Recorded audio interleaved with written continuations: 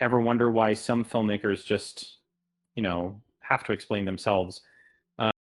Christopher Nolan recently found himself doing just that, responding to criticism of his upcoming before anyone even saw it. It's a frustrating situation, fueled by online outrage and strange obsession with casting choices. Uh, Nolan rightly pointed out that criticism without seeing the film is irrelevant.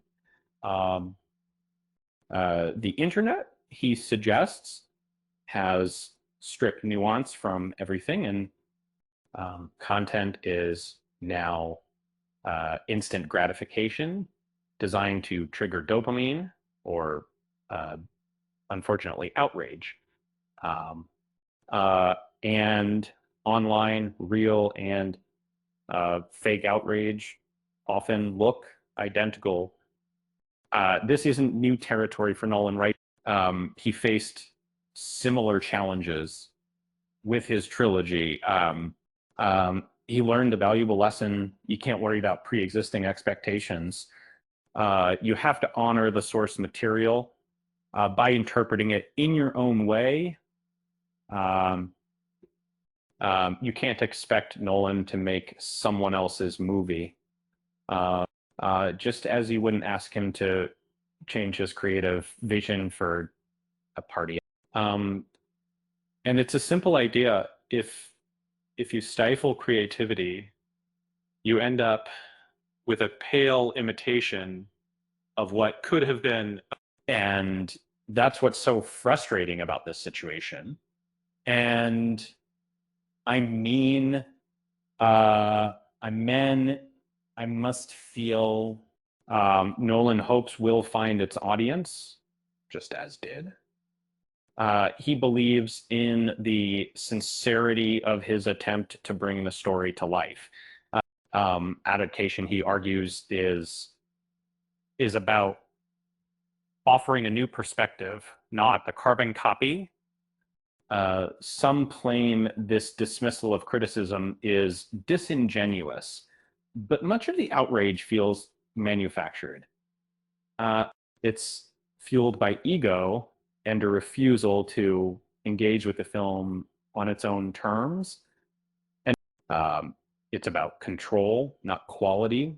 Homer's story was already told centuries after the events it depicts, filled with contemporary details and interpretations. Nolan consciously embraces this. The tradition, he cast Travis Scott as a bard, drawing parallels between ancient performers and modern rappers. He's not afraid to thumb his nose at expectations. The idea that casting Lupita Nyong'o or Elliot Page somehow betrays the original text is, frankly, comical.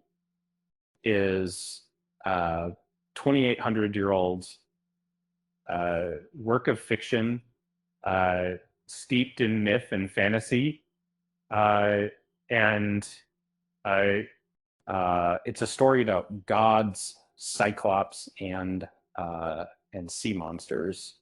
Matt Damon can play a Greek without a second thought, uh, but a black actress playing Helen, apparently that's a bridge too far. The trips here, and that's not quite about it.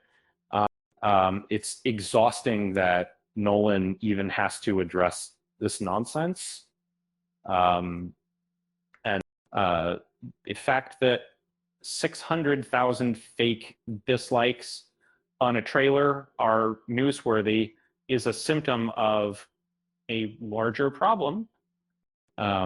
The online world rewards outrage and punishes creativity. Um, um, Homer didn't write historical accuracy. He wrote a story to preserve virtues. And he didn't worry about pleasing every critic. He simply told the story he wanted to tell of, yeah. And That's exactly what Nolan is doing. Um, Ultimately, the outrage surrounding isn't about the film itself. Uh, it's about something else entirely, and it's about a small group of people who feel threatened by change, uh, as something that Saw provide, and it's a reminder that sometimes the the loudest voices are the least informed. Speaking of outdated things, um, did you hear Homer's jokes? They were epic in their terribleness, but hey, at least they weren't algorithmically generated. With that said, thanks for watching, Gand. Until next time, comments.